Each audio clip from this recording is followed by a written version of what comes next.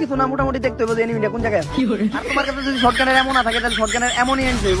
আর এখন কি করতে হবে, মুভমেন্টটা দিতে হবে ভাই, যত যাই হোক মুভমেন্টটা দিতে হবে। এনিমি মনে হয় এই সাইডে আছে, এই যে আমার সামনে এনিমি, এখন এই যে এক শট দুই শট। ও ভাই, আরে ভাই জলদি হয়, নেমরে দে তো, আমারে খেয়া দিল।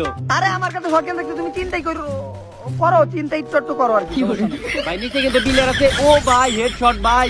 আরে তো রিঅ্যাকশন দেওয়ার কি আছে, এরকম শট তো আমার কাছে মাঝে মাঝে দেখা যায়। কিন্তু ভাই আমি তো প্রথমবার দেখলাম।